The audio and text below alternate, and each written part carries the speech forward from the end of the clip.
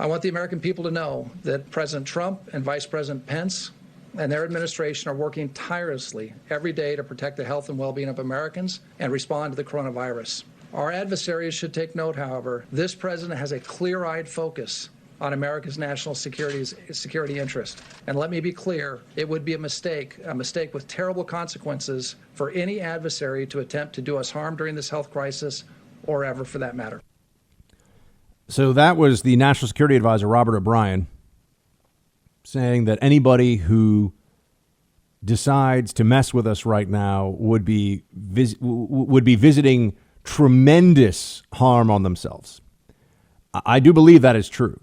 One thing you can say about countries like ours is that we don't seek war with anyone. We want peace. But when we are provoked, especially when the national mindset is of fear and pain, and we're in a tough spot as we are right now, when we are provoked, we are a fearsome thing indeed, this country. As we know, we have dropped nuclear weapons. No one else has ever done that. We have leveled cities with our bombs. We are not somebody that you want to poke, especially when we are in a bad mood as a country. So there must have been some uptick in threat reporting. This is why I'm bringing this up. Uptick in threat reporting about Iran specifically. And Iran is losing tens of thousands of people to COVID-19. I mean, they're not up for this. They don't have the ability. They don't have the wherewithal from a medical standpoint to tackle this problem in the least. I know there's a lot of blame being put on the sanctions right now, but the Iranian regime brings the sanction upon themselves, the sanctions, and that they would even think about trying to hit our interest in Iraq right now just goes to show you that while their own people are dying, they're more interested in lashing out and killing our people than protecting their people. Assuming this threat reporting is accurate, and it's not. Sometimes threat reporting is just chatter. I mean, I used to see it all the time in the CIA. You'd have this could happen, that could happen, and then it turns out it's just nothing. It's, General so-and-so mouthing off to Colonel so-and-so in some dictatorship somewhere, and nothing's actually going to happen. But I am very confident that anyone who would mess with the United States right now in a military sense, I do worry about what China is going to do to us in a economic. I do worry about that, and we'll be talking about that a lot. But you fire off a bunch of missiles at a U.S. Army base right now. I don't know anybody. I cannot think of a single person that I know who, if in response to that, we just unleashed hell. Another Maximus reference, right? We unleashed hell. Everyone would say, you poke the bear. That's where I guess the eagle. The bear is kind of a Russian thing, right? But poking the bear is an expression that we use too. So there was a particular national security flavor to the briefing yesterday the president gave, including General Milley talking about who is trying to exploit the vacuum right now, who is trying to who is trying to look at this as an opportunity. Drug cartels. And I've just finished watching Narcos season 5, which was incredible. And Narcos is one of the 10 best shows of all time, in my opinion. And I'm in the middle of Ozark right now, which gets very weird. But it is true that cartels see this as an opportunity to send. We've got law enforcement with a lot of problems. We've got the COVID-19 crisis taking a lot of people offline from the law enforcement community. Also just stretching resources, law enforcement resources across the board. Here's General Milley, who I got to say, this guy, you could not, and I say this with respect, you could not find someone to play a general, like a badass, hard-nosed general in a movie who does that better than General Milley, the actual general, sounds and appears on camera. But here he is talking about drug cartels yesterday at the press briefing. Play one. We came upon some intelligence some time ago that the drug cartels, as a result of COVID-19, were going to try to take advantage of the situation and try to infiltrate additional drugs into our country. As we know, there's 70,000 Americans die on an average annual basis to drugs. That's unacceptable. We're at war with COVID-19, we're at war with terrorists, and we are at war with the drug cartels as well. This is the United States military. You will not penetrate this country. You will not get past Jump Street. You're not going to come in here and kill additional Americans. And we will marshal whatever assets are required to prevent your entry into this country to kill Americans. So right now, the Navy has marshaled additional Gray Hull ships from both PACOM and EUCOM and for the Naval Fleet at Norfolk. And they are set sail already, and they are in the Caribbean right now. In addition to that, there's 10 Coast Guard cutters, and there's Special Operations Forces and Security Force Assistance Brigades, along with Air Force reconnaissance aircraft. The bottom line is you're not going to get through. Now is not the time to try to penetrate the United States with illegal drugs to kill Americans. With the United States military, we will defend our country regardless of the cost. Yeah, I believe that guy. I think that he definitely makes the case, and that the drug cartels would see this as an opportunity is not even the least bit surprising. They are correct from their perspective. It is an opportunity, but military is letting them know, don't think that you're going to start just running huge amounts of opioids in particular into the country. Keep in mind, given the lockdown situation right now, we are going to see a spike in drug usage. Look, I mean, I enjoy a little bit of mezcal, a little bit of tequila. I'm trying to hold off on having that for as long as I can, because I feel like it's going to be very easy to get into a habit of, I just finished the radio show. Time for a glass of mezcal. I'm home alone. What am I going to do? I got a chubby little French bulldog to keep me company. Although she is very sweet. But, I feel like this is going to be a challenge for all of us. People aren't used to this. It really does remind me a little bit of the feeling that I had sometimes when I would be, but it's not even the same, because I was on I was generally on big military, not always, but I was generally on pretty big military bases overseas, Iraq, Afghanistan. But your living quarters tended to be I lived in a shipping container. A lot of you who serve in the military know what I'm talking about. I was never military, CIA, but I also lived in one of these shipping containers, had a roommate. Sometimes you had a couple of roommates in there.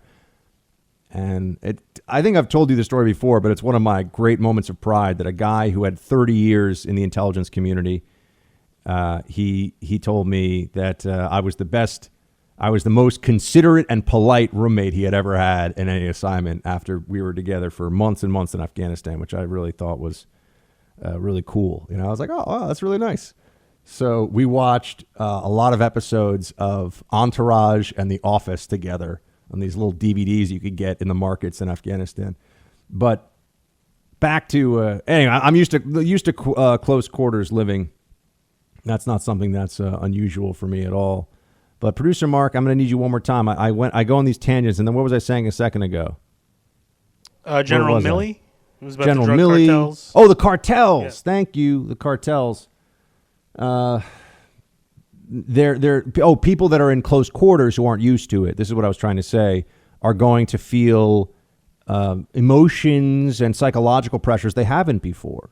At least when I was overseas in the military, I'd go in the red zone, I'd go off base, I'd hop into a thin skin and hope I didn't get blown up. I mean, these are things that used to happen. So in fact, when you were on base, that little shipping container, man, that place felt homey. That place felt cozy. You're like, ooh, I've got a little DVD player in here and an actual rack to sleep in, and okay, I got some of my stuff.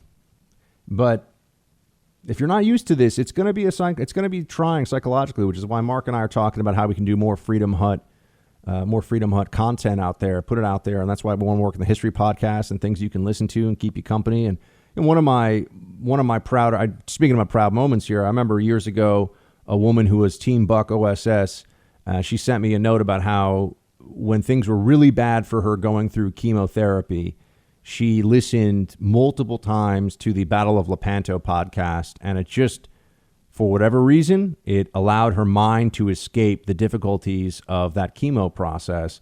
And there, I almost did tear up when I read that note, and I really appreciated that. But we're going to try to do as much of that kind of work here as we can. It's good for me. It's helpful for me to have my mind on those things. I think it's helpful for other people too.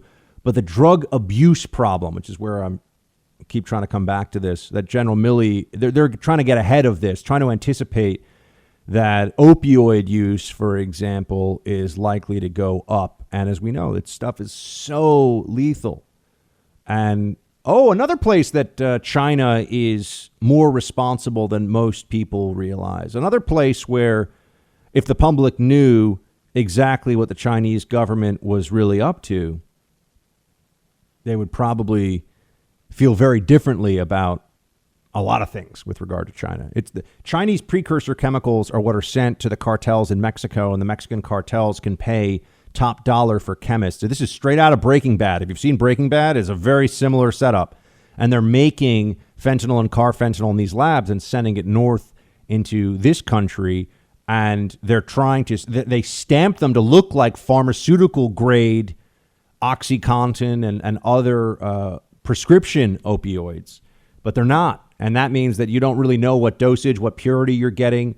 And this stuff is just lethal. You can die from the first dose. So please, everybody out there, I know if you listen to this show, you already know how dangerous opioids are because I've talked about it a lot. But, you know, glass of wine, glass of scotch, fine, right? You know, we try to, everything in moderation.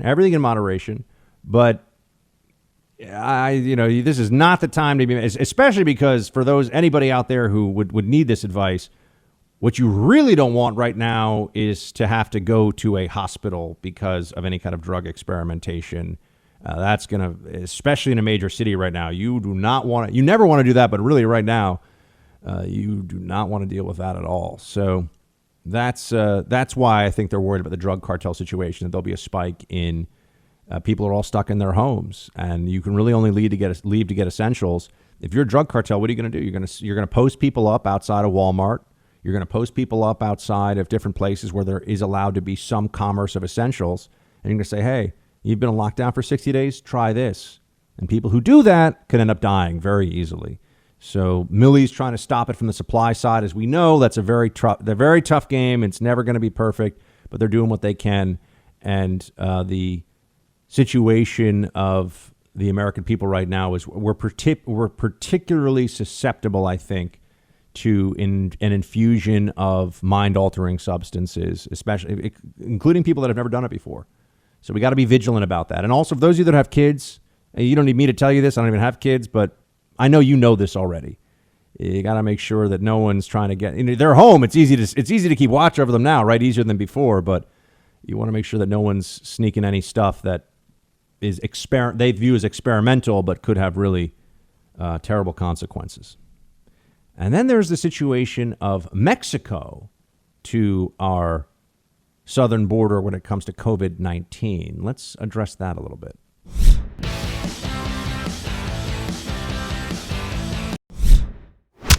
Someone said, do you think if we took precautions earlier than we did, our numbers would be lower than it is now? Yes. I think that if Trump took this seriously, if Republicans took it seriously, I think that if we decided to listen to scientists early and more than we listen to, people who care more about profit and human lives, we would have taken precautions much earlier and we would have saved lives. We either would have gone into lockdown earlier in some circumstances, or we would have started producing these damn ventilators way earlier than we are now. We would have invoked the Defense Production Act. But because Trump didn't do that early enough, now we're scrambling, and everything that is happening late. And every decision that we make late means that people are dying unnecessarily. Right. Trump has blood on his hands, of course. We know they're going to keep repeating that. We're going to hear that every day from now until Election Day.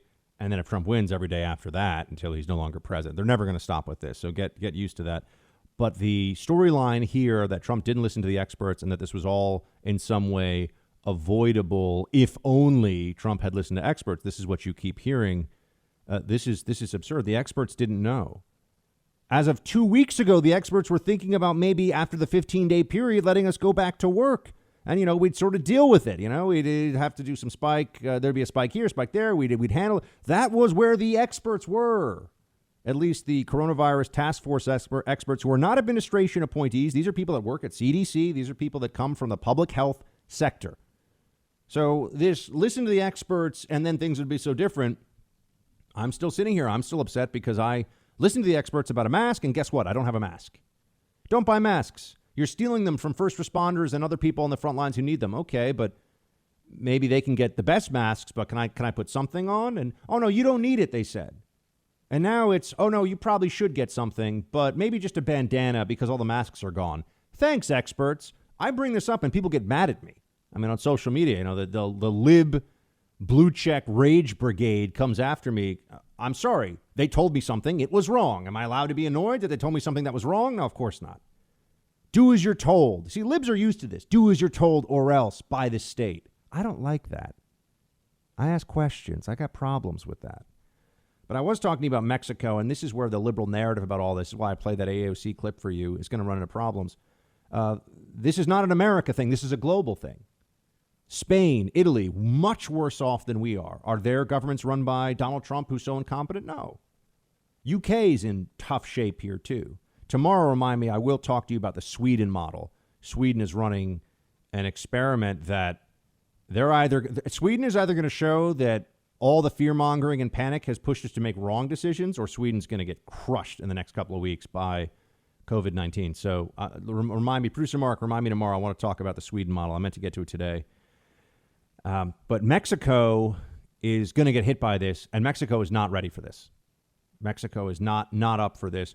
John Daniel Davidson, who's a very good reporter down at the Federalist, has a piece about how coronavirus is about to explode in Mexico. Here's what he says. Mexican President Andrés Manuel López Obrador recently dismissed the need for caution, urging Mexicans to go shopping and eat out. He even took his own advice, staging large campaign-style rallies, kissing babies, embracing supporters, and saying things like, you have to hug, nothing is going to happen. Well, now something is happening. On Monday, Mexico declared a state of emergency. The number of confirmed cases exceeded 1,000 with at least 28 deaths. The number of actual cases is no doubt a lot higher. And then we get into what we're looking at here for Mexico at our southern border, below our southern border. The raw numbers, quote, of supplies on hand suggest an impending humanitarian catastrophe.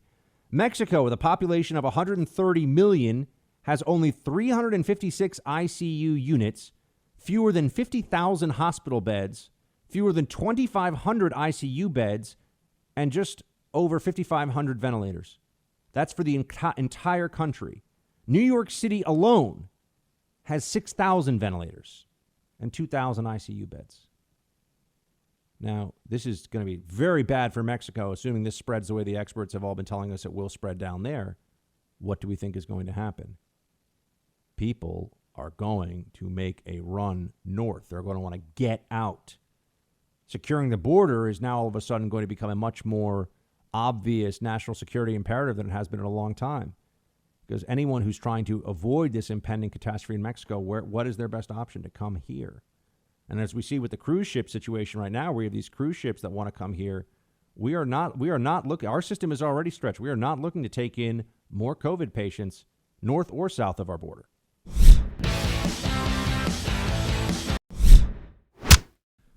All right, roll call, everybody. And as I've been saying, it's essential that we have roll calls coming in because not only do I want to hear from you, I need to know what you're seeing. I need to know what you're dealing with in other parts of the country.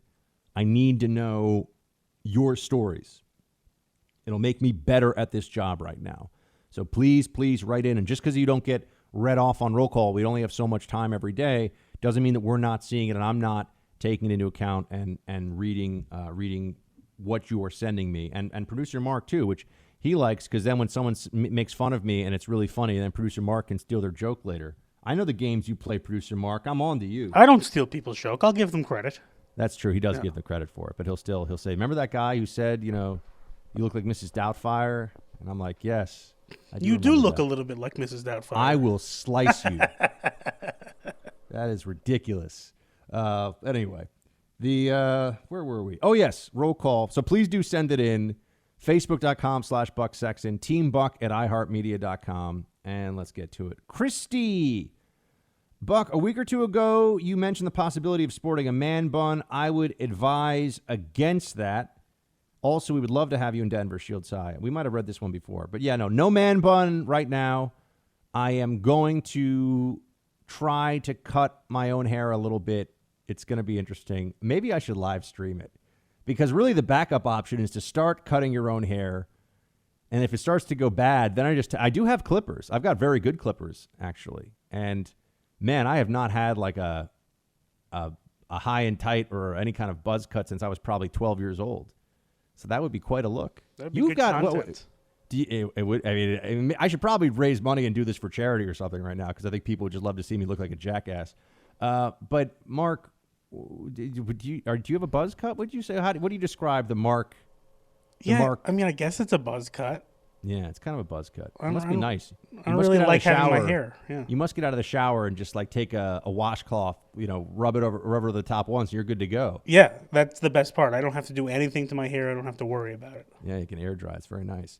Heidi, I just want to write in with something I've been thinking during this pandemic. Yes, we are in social isolation. Yes, we are. Yes, our loved ones are at risk. And yes, the economy's in dire straits. With all that said, I just think we should take a moment and take a deep breath to look around and realize how lucky we are. With the truly amazing infrastructure and technology we have today, we still have quite a bit of social contact during isolation. We aren't alone. I have hope that my generation and the generations younger than me will find market solutions to withstanding social distancing. I really truly believe that for many people, maybe most industries these days, we have the technology to be able to do many, many things at a distance. Maybe I'm just too hopeful, but I pray about this every day. God bless America. God bless Team Buck. Well, Heidi, thank you so much. And I think that is important. It is, thank heavens that we have the technology we have so I can keep doing this show, keep doing my job. Producer Mark and I and the rest of the team this wouldn't have been possible in this way, even probably 15 years ago, maybe even 10 years ago. But the way we're able to do it now with video and all the high-speed internet and all the things we can do, it's pretty amazing. It's pretty remarkable. And yeah, I did an entire Sexton family with my siblings and my parents and everyone's significant others. So my little sister's husband, we all did a Zoom family call on Saturday night because what else are we doing Saturday night? Everyone's home. No one's got work. So we did a Zoom, and it was great. I really recommend this for all of you. Don't worry about the fact that right now that Zoom is, I think, partially or it is owned by China or there's some Chinese connection and they may be monitoring all your calls. Just don't talk about anything super classified on your Zoom call, okay? But Zoom is great, and it was really nice to do. Mark, have you done this yet with your fam? Yeah, I did it with a bunch of friends last Saturday as well. We did like a Saturday night happy hour over Zoom. Okay. Yeah. And team, I've got to tell you something very special today. You have to send in a note, if you can, where you wish producer Mark happy birthday, because it's produced. And I can't sing to him. I would, I would, but Please they'll sue don't. me. Yeah. I know. They'll sue because they don't like you using the happy birthday song. I might sue. And you're the birthday boy, so Yeah. I gotta respect your wishes. There's no question. But Ariel, Mrs. Mark, is with you, right? Are you guys? Is she making you a cake? What are you doing for the birthday She celebration? actually got me 50 baked by Melissa cupcakes. Wow. Yeah, like a birthday box of them. Nice. Yeah. Did we? Oh no, we did. We introduced you to the mystery Buck girlfriend. You Yes. finally met her. Yeah. So she exists. Mark She does can attest. exist. I can attest. Why doesn't does she exist. cut your hair? She might. Yeah. I think I might bring her into this one instead. She might. So we'll see if that ends up happening. But the thing is, if I mess up my own hair, no one is at fault. I think someone that close to me wouldn't want to be the one. Yeah. Doesn't want to pull the trigger on this one. But I she's should pull the less trigger likely to mess it up. That's probably true, and she's way better at it. She'll do a much better job than me, regardless. Like if you could have, like Mark, if she could use the clippers on your head, or I could use the clippers on your head, you definitely would want her. Oh, 100%. Yeah, for sure. So she got you Baked by Melissa cupcakes. Yeah. Are you guys going to watch something tonight? How else are you going to celebrate? How else do you do the quarantine birthday? By the way, what are you, 27? 27. Yeah. Well, you guessed it right. I didn't guess. I knew. I knew. Yeah, I'm very close to 30 now. I don't like it. 27, man. Yeah. That's a great age. You know where I was when I was 27? Iraq or something. Iraq. Yeah. Trying to help my country. Oh, so now you're shaming me for not being in Iraq. That's what it sounds like. No, I think everybody right now is serving their country just by trying to stay home. So it is what it is. All righty. Well, anyway, everyone, please wish producer Mark a happy birthday. He is the glue that keeps the show together. He keeps the trains running. And I know you all appreciate all of his contributions. And as our show continues to grow, I have to keep saying, good job, producer Mark. You know, we're crushing it. So Thank happy you, Buck, birthday. and thank everyone in advance. Yes, and happy birthday to producer Mark and his lovely wife. Hopefully they have a great celebration. And when we're back, when social distancing is no longer happening and we get your birthday, we'll do like a double party for you, like All right. even bigger. We'll see you know? next year then.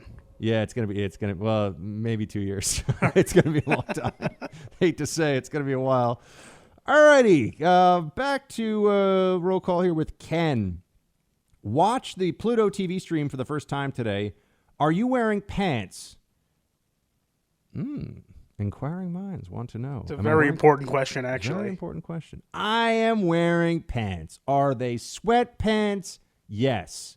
Are they cool like Sean John brand sweatpants? No. Are they Costco brand? Maybe. We don't have to get too specific here. Yeah. I haven't worn anything other than sweatpants since the last day I went into the office. I mean, there are a few things about our current world that, as scary and bad as a lot of stuff is, the no need to get dressed up scenario is something that I think people are going to adopt more and more. The Western-style business suit, I know it looks good, but it should really be more for formal occasions, and it should not be what anyone's expected to wear to work or to the office. But we'll see if that changes in time. But yes, I am wearing pants. Producer Mark would insist on such. And then he writes, seriously, I know you're in the belly of the beast. I lived there for years on the east side. I'm worried about you. I'm a 79-year-old vet, and you need a hoorah to keep you up. The country needs your clear thinking and calm demeanor. Hang in for your fans. Well, Ken, thank you. I will hang in, and I do really appreciate the hoorah and the support.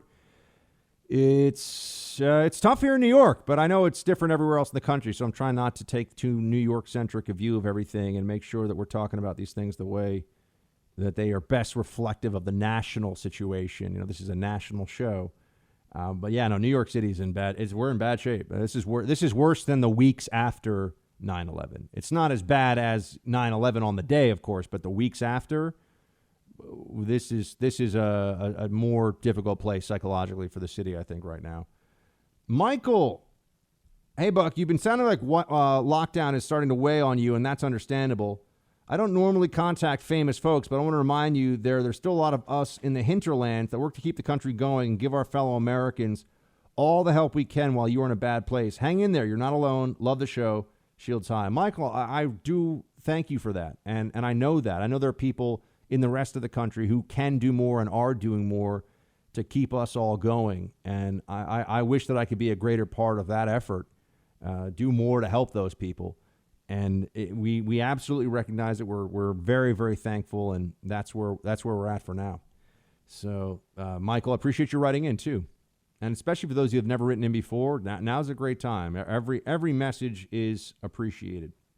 Steve Buckster, has your perspective on the coronavirus changed at all about it being an in the wild disease and probably not manufactured in a Chinese lab, given what we seem to be learning about its communicability? What if at some point in the future we find it mutates quickly? Worse yet, what if the disease affects our troops to the point we'd be unable to respond to a Chinese move against Taiwan? Steve, I think I've been pretty clear that I absolutely think that there's a high percentage chance that the coronavirus is something that came out of a Chinese lab. I think I've made that one. I've talked about it several times, and it makes perfect sense to me if that is what happened. I don't think this was intentional release as a bioweapon, but an unintentional escape from a poorly run lab that really shouldn't have been doing this kind of research in the first place. Yes, I think that's possible. The only reason I don't say that's what happened is I don't know, and I really avoid stating things as fact here when it's still a guess for obvious reasons. So there you go. There you go, Steve. I like he calls me Buckster, too.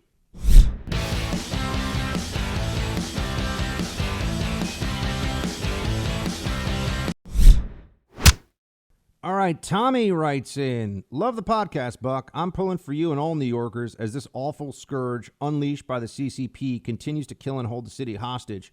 I live in South Dakota. Things are much different here. We've only had one fatality so far. Shields high. Tommy? God bless. Thank you for writing in. And I know places are doing a lot better than we are. I mean, New York's the worst right now for this. So we know that other places are in much better shape. And I'm glad that you have that peace of mind and that freedom of movement. And overall, it's a better situation for you. That's true in a lot of places right now. And as for the Chinese Communist Party, yeah, they're responsible for this. Troubling, I'll return to this tomorrow, but we think that the propaganda from China is clumsy, is obvious, and it is, and yet it still is working. In large part, I believe, because of the assistance that our own media, whether on purpose or just inadvertently, has been giving to them by magnifying that propaganda. There's a very real problem here of only 47% of Americans think that China is mostly responsible for this. Only 47%? That number should be over 90, but it's not. And it's suspiciously close to Trump approval ratings, isn't it? When you think about that, just 47, not 20, not 80, 47%. It's almost like Republicans think that China is responsible, but Democrats don't. I hope that's not. I would love to see and I don't know, I would love to see a bi-party breakdown of who blames China for this. I think that the Democrats blame Trump. And this is going to be a big back and forth, a big debate going forward. People that blame China because it is China's fault will be viewed as carrying water for Trump, because the Democrat point of view is going to be forget about China's role and forget about how hard so many other countries have been hit. Got to blame Trump for this. We all blame Trump for this. That's going to be as I've said, that's going to be the reason that they're supposed to get someone else elected into the presidency. Robert writes, "Hey, Buck, I listen to you almost every day now with the podcast. I hope there are as many factories churning out chloroquine proactively. Notice that all the NYC doctors are taking it, so what else do we need to know? That could and probably would change the dynamics of this whole pandemic emergency." So, Robert, it's interesting. I talked to a doctor today about this. This morning, I spoke with a doctor who's giving chloroquine to patients, and he says that there are some patients that are on the chloroquine protocol who it seems to be helping. Says the problem is that the ones who are getting better, because it's so early that we don't know, because here's what can happen. You have somebody who's in the hospital who's got a bad version of the disease, but they're not in ARDS, they're not deteriorating totally, and then you give them chloroquine for 4 or 5 days and they're getting better. It's, well, did the chloroquine make them better, or were they already getting better? And other people, this is according to the doc that I talked to, other people who are patients who come in very, very, very sick. You start giving them the chloroquine azithromycin protocol, but they might be dead in 2 days or even 12 hours. So if they're that close to the end, if they're that sick, the chloroquine azithromycin may not be enough, but that doesn't mean that chloroquine and azithromycin may not be useful. And increasingly, I'm seeing anecdotal reporting. Remember, that was from a doctor who's dealing with this every single day. The kid's so brave. I can't believe he's doing this, but a lot of people are doing this, right? It's just amazing. But anecdotally, there's information that the hydroxychloroquine is useful very, very early on in the virus's progression with the azithromycin, and so maybe that's what's missing here. So if we get COVID testing up high enough, what will happen then is if you think you have COVID, you get a test, and as soon as you get it, you want to start taking this protocol right away so that you do not progress into the much worse states of the disease. I'm not saying that is happening or what should happen, or I'm just saying that could be, from what I'm hearing from doctors, that could be the case. And it's interesting to me because I know of chloroquine. I've known of chloroquine for a long time because of its use in some places I was in Africa, where it is an anti-malarial. And an anti-malarial, now I don't remember I took doxycycline, which is an antibiotic for anti-malarial when I was there, which I got to tell you, I think was terrible on my system, and the adverse consequences of that I felt for a long time afterwards. But it was better than getting malaria. Chloroquine, I didn't take, but I do believe that most malaria prophylaxis you take every day, and you take it for long periods of time. So if it turns out that the hydroxychloroquine azithromycin protocol is taken for a prophylactic reason, you'd be able to take it for pretty long periods of time while the virus is out there. Again, we don't know. It's early. they've got to figure this stuff out before we can really start making big determinations about how much of this and when and everything else people should take. So that's what I'm hearing from doctors. That's what I'm hearing from people on the front lines of this. And team, I got to say, I ran through the show pretty quickly today. I've got to tell you about the Sweden model tomorrow. Very, very interesting what they're doing in Sweden to deal with COVID-19. Also, turns out the FBI was abusing its authority on FISA. Who knew? Everybody, obviously. Maybe I'll give you an update on that. And we're working on some other projects, so please pass the buck. Now is the best time ever in terms of getting new people to listen to the show. So please, please pass the buck. Tell people about this show. Share the podcast with them. Text them the link to the podcast. Spread the word, team. Talk to you tomorrow. Shields high.